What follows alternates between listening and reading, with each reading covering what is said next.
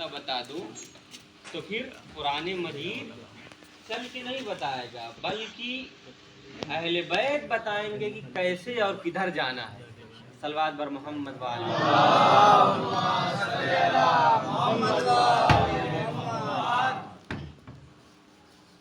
میں کل عرض کر رہا تھا گریے کے سلسلے میں، ماتم کے سلسلے میں، رونا کس طریقے سے جائز ہے اور کس طرح صحیح ہے، 2-3 دلیلیں آپ کے سامنے میں نے پیش کی تھی۔ 2-3 دلیلیں آج ملاحظہ فرما لیجئے۔ تاریخ کی روشنی میں، تاریخ کے حوالے سے، اس سے پہلے میں آپ حضرات کے سامنے ایک بات پیش کر دوں کہ دیکھیے تاریخ میں ہر چیز ہمارے مزاج کی نہیں ملے گی۔ اگر ہم یہ چاہیں کہ ہر چیز پڑھی جائے جو ہمیں اچھی لگے تو ایسا ممکن نہیں ہے۔ کچھ چیزیں ہمارے مزاج سے میل کھائیں گی، کچھ چیزیں ہمارے مزاج کے خلاف ہوں گی، کچھ چیزیں ہمیں پسند آئیں گی، کچھ چیزوں کو ہم ناپسند کریں گے۔ بالکل ایسے ہی کہ جیسے ایک مریض، ایک پیشنٹ ڈاکٹر کے پاس جائے تو اس کو اس کی مرضی کے مطابق دوا نہیں دی جائے گی، بلکہ اس کو اس کے مرض کے اعتبار سے دوا دی جائے گی۔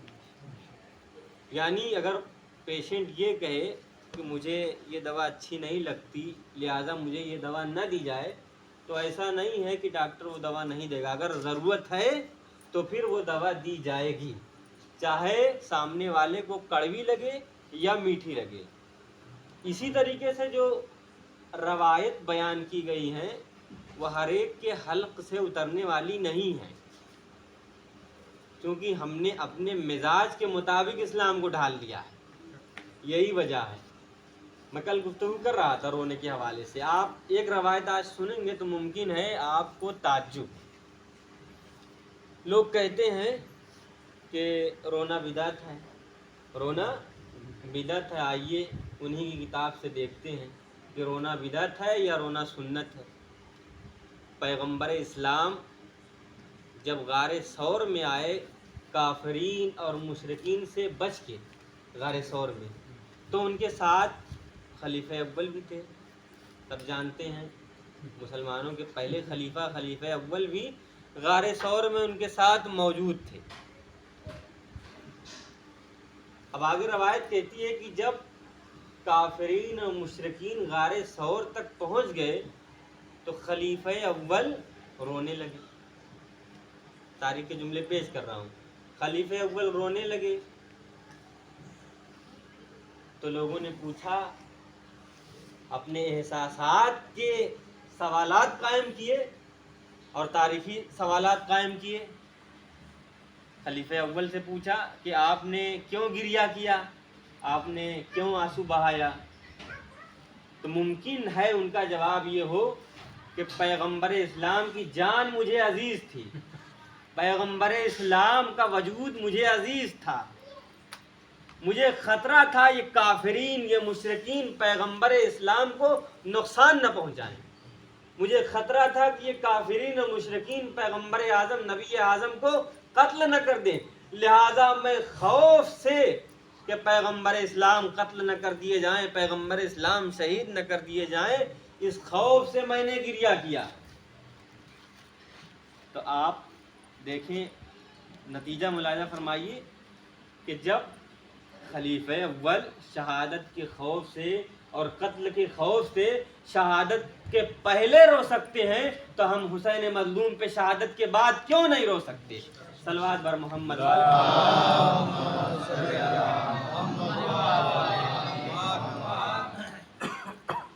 تو معلوم ہوا کہ شہادت کے بعد رونا خلیفہ اول کی بھی سنت ہے اور پیغمبر اسلام کی بھی سنت ہے۔ جو ہم حسین مظلوم کے اوپر گریہ کرتے ہیں، کچھ چیزیں میں آج لکھ کے لایا ہوں تاریخ، اس لیے کہ کچھ چیزیں ایسی ہوتی ہیں جو بار بار یاد کرنے کے باوجود بھی ذہن سے نکل جاتی ہیں۔ یزید ملعون خدا لعنت کرے اس کے اوپر کہ جس نے اہل بیت اطہار کے اوپر ظلم ڈھایا، اور آپ دیکھیں کہ دنیا کے مسلمانوں کے علاوہ اور جو لوگ ہیں وہ بھی یزید سے نفرت کرتے ہیں، لیکن کچھ لوگ ایسے ہیں جو یزید سے حمایت کا دعویٰ کرتے ہیں اور حمایت کرتے ہیں اور بچاؤ کرتے ہیں کہ یزید معاذ اللہ رضی اللہ، اور اللہ یزید سے راضی ہو، اور یزید کو اس کے کرموں کی سزا مل گئی، اب کیا فائدہ اس کے اوپر لعنت کرنے سے۔ تو طرح طرح سے لوگ یزید کا بچاؤ کرتے ہیں۔ لیکن میں آپ کے سامنے گزارش کروں، اصلاح رسالے سے میں یہ حدیث لکھ کے لایا ہوں، یہ کوٹیشن لکھ کے لایا ہوں، 1411 ہجری کا رسالہ، اتنا پرانا رسالہ میں نے نکالا تھا، اس میں یہ بات مجھ کو ملی، کتاب شائع ہوئی، کتاب کا نام ہے التالیف علی جلال الحسینی، عربی میں کتاب تھی، حوالہ آپ کے سامنے پیش کر دیا۔ یہ کتاب مصر سے چھپی تھی، اس میں لکھا ہوا ہے کہ یزید خود جب اپنے آپ کو حسین کے قتل سے بچاتا ہے اور اپنے دامن کو صاف کرنا چاہتا ہے حسین کے خون کے دھبے سے، تو کیا کہتا ہے کہ خدا ابن زیاد کے اوپر لعنت کرے کہ جس نے حسین کو قتل کیا۔ آپ دیکھیں، یزید خود لعنت کرتا ہے، اور کچھ یزید کے حامی ہیں جو کہتے ہیں لعنت کرنا صحیح نہیں ہے۔ صلوات پڑھیں محمد صلی اللہ محمد والے محمد۔ تو یزید تو خود لعنت کر رہا ہے، اب اگر ہم حسین کے قاتل کے اوپر لعنت کریں تو اس میں کیا حرج ہے، اس میں کیا مضائقہ ہے؟ اگر ہمیں منع کرنا ہے تو پہلے یزید کو منع کرو کہ ابن زیاد کے اوپر کیوں لعنت کر رہا ہے۔ اور کہتا ہے کہ یزید کہتا ہے کہ ابن زیاد کے اوپر خدا کی لعنت ہو کہ اس نے حسین کو قتل کیا۔ اس کا مطلب یہ ہے کہ حسین کے قاتل پہ لعنت کی جا سکتی ہے۔ یزید جیسا ملعون بھی قاتل حسین پہ لعنت کو صحیح سمجھتا ہے، تو پھر اگر ہم حسین کے قاتل کے اوپر لعنت کریں تو اس میں کوئی حرج نہیں ہے۔ ایک اعتراض اور ہوتا ہے، لوگ کہتے ہیں کہ ذکر حسین بغض صحابہ پیدا کرتا ہے، یہ بھی کتابوں سے میں پیش کر رہا ہوں کہ ذکر حسین بغض صحابہ پیدا کرتا ہے، لوگ کہتے ہیں۔ تو آپ یہ بتائیے کہ صحابہ حسین کے ساتھی تھے یا یزید کے ساتھی تھے؟ اگر صحابہ حسین کے ساتھی تھے تو پھر ایک ساتھی کا ذکر کرنے پہ دوسرے ساتھی کو تکلیف نہیں ہونی چاہیے۔ یا تو یہ مانیے کہ صحابہ حسین کے ساتھی تھے، یا تو یہ مانیے کہ صحابہ یزید کے ساتھی تھے۔ اگر یزید کے ساتھی تھے صحابہ تو ذکر حسین بغض پیدا کرے گا، اگر حسین کے ساتھی تھے تو یہ محبت پیدا کرے گا، قوت پیدا کرے گا، بھائی چارگی پیدا کرے گا۔ صلوات پڑھیں محمد والے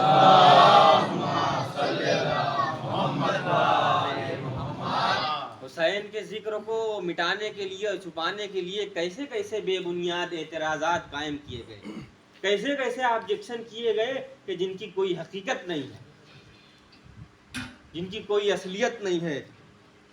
ایک اعتراض آپ اپنے علاقے میں دیکھتے ہوں گے کہ جب ہم گریہ و ماتم کرتے ہیں، مجالس کرتے ہیں، نوحہ کرتے ہیں، تو بعض لوگ خوشی مناتے ہیں، طبل بجاتے ہیں، ڈھول بجاتے ہیں، نگاڑا بجاتے ہیں۔ یہ کن کا طریقہ تھا؟ یہ کن کا طریقہ تھا؟ طبل بجانا، ڈھول بجانا، نگاڑے بجانا کن کا طریقہ تھا؟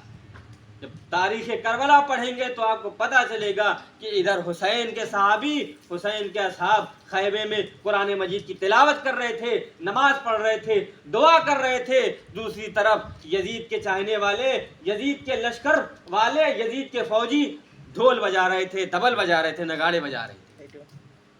تو اب ہمیں دیکھنا پڑے گا کہ ہم کس کی سنت پہ عمل کر رہے ہیں، ہم کس کو فالو کر رہے ہیں، کس کے نقش قدم کی پیروی کر رہے ہیں۔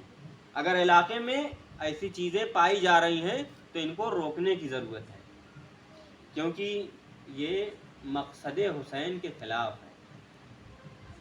اگر کسی کے یہاں کسی کا انتقال ہو جائے، جواں سال بیٹے کا انتقال ہو جائے، 6 ماہ کے بچے کا انتقال ہو جائے، برابر کے بھائی کا انتقال ہو جائے، تو کیا وہ اپنے گھر میں ڈھول اور نگاڑے بجائے گا؟ یقیناً وہ ڈھول اور نگاڑے نہیں بجائے گا بلکہ گریا و ماتم کرے گا، آہ و بکا کرے گا۔ ایک درود بھیجے محمد و آل محمد۔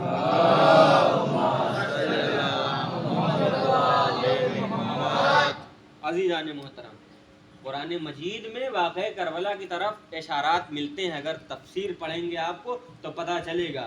اس پہ بھی اعتراض ہوتا ہے کہ جب واقعہ کربلا اتنی اہمیت کا حامل تھا، اتنا زیادہ امپورٹنٹ تھا واقعہ کربلا، تو قرآن میں کیوں نہیں ذکر کیا گیا؟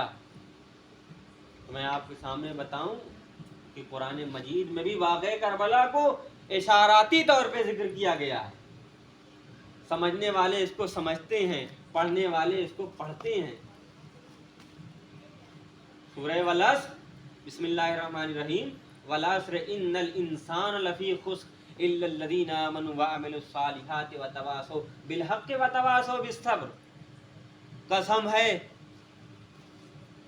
عصر کے وقت کی کہ تمام انسان گھاٹے میں ہیں۔ والعصر ان الانسان لفی خسر، تاکید کے ساتھ کہا جا رہا ہے کہ تمام انسان گھاٹے میں ہیں۔ یہ کون لوگ ہیں جو گھاٹے میں ہیں؟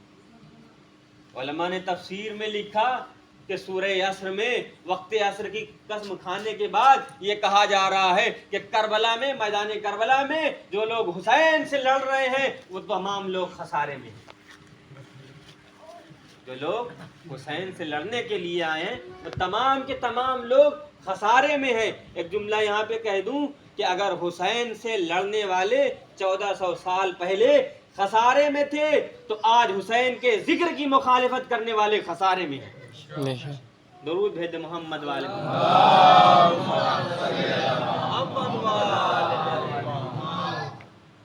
عمر سعد جو یزید کے لشکر کا کمانڈر تھا، 4000 کی فوج کے ساتھ یہ میدان کربلا میں وارد ہوا تھا۔ 4000 کے لشکر کے ساتھ کربلا میں آیا تھا۔ یہ خود تسلیم کرتا ہے کہ حسین سے جنگ خسارہ تھا۔ کیسے خسارہ تھا؟ ایک تاریخی واقعہ آپ کے سامنے پیش کر کے میں ربط مسائل کی طرف آ رہا ہوں۔ عمر سعد کو لالچ دی گئی تھی، ملک رے کی لالچ دی گئی تھی۔ یہ ملک رے کیا ہے؟ ایک خطہ ہے، ایک ایریا ہے کہ جس کے اوپر حکومت کا لالچ دیا گیا تھا عمر سعد کو، اور کہا گیا تھا کہ اگر تم حسین سے بیعت لے لو تو پھر تمہیں ملک رے پہ حکومت دی جائے گی، اگر تم حسین سے بیعت نہ لے سکے تو پھر ان کے سر کو قلم کر دو، تمہیں ملک رے کی حکومت دے دی جائے گی۔ لیکن کیا ہوا؟ قتل حسین اس کے نجس ہاتھوں کے ذریعے انجام پایا، لیکن اس کو ملک رے کی حکومت نہیں ملی۔ نتیجہ کیا ہوا کہ حسین جیسے عظیم انسان کا قتل بھی اس کے ہاتھوں نے کیا اور ملک رے کی حکومت سے ہاتھ بھی دھو بیٹھا۔ لہذا اب یہ کہتا ہے کہ حسین کا قتل جو میرے ہاتھوں ہوا وہ نہایت ہی خسارہ تھا، میرے ہاتھ سے ملک رے بھی چلا گیا اور میں نے حسین جیسے انسان کو قتل بھی کیا اور ابدی گناہگار ہو گیا اور قتل کا اور سزا کا حقدار بھی ہوا۔ درود بھیج محمد والے محمد۔ تو آپ دیکھ رہے ہیں کہ جو حسین کو قتل کرنے آئے تھے وہ خود تسلیم کرتے ہیں کہ حسین کا قتل صحیح نہیں تھا، حسین کا قتل جائز نہیں تھا۔ اب جو لوگ کہتے ہیں کہ دو شہزادوں کے بیچ کی جنگ تھی، ایک شہزادہ قتل ہو گیا، ایک شہزادہ فاتح ہو گیا، اب ذکر کرنے سے کیا فائدہ؟ تو پھر وہ عمر سعد سے پوچھیں کہ وہ کیوں کہہ رہا ہے کہ حسین کا قتل خسارہ تھا۔ عزیزان محترم، بس میں تمام کر رہا ہوں کہ حسین مظلوم میدان کربلا میں اپنے ساتھیوں کے ساتھ بڑی بے دردی کے ساتھ شہید کیے گئے۔ انا قتیل الابرا لا یذکر المؤمن الا استعبرا، میں وہ کشتہ گریا ہوں، میں وہ شہید ہوں کہ جس کو رلا رلا کے قتل کیا گیا۔ جب بھی میرا ذکر مومنین کے زبان پہ آئے گا تو وہ ضرور اور ضرور گریا کریں گے۔ یہی وجہ ہے کہ آج تمام مومنین، تمام حسین کے چاہنے والے جب حسین کا ذکر سنتے ہیں تو گریا کرتے ہیں، آنسو بہاتے ہیں۔ جب بھی تاریخ میں بیان ہوا ہے، روایت ہے کہ جب بھی کہیں حسین کی مجلس ہوتی ہے، جب بھی کہیں حسین کا فرش ادا بچھایا جاتا ہے، تو ایک بی بی جنت البقیع کی ٹوٹی ہوئی قبر سے نکلتی ہیں. ان کی حالت کیا ہے کہ پسلیاں ٹوٹی ہوئی ہیں، بال سفید ہیں، کمر جھکی ہوئی ہے، عمر 18 برس ہے. یہ بی بی جنت البقیع سے نکلنے کے بعد شام جاتی ہے، وہاں سے 2 بیویوں کو اپنے ساتھ لیتی ہیں. ایک کا نام جناب زینب ہے اور ایک کا نام جناب سکینہ ہے. اجر پر اللہ، خدا آپ کو کوئی غم نہ دے. خواتین بھی مجلس میں شریک ہیں، گریا کریں گی، حق کے ماتم ادا ہوگا. بی بی آئیے پرسہ لیجئے، آپ کے چاہنے والے، آپ کی کنیزیں، آپ کے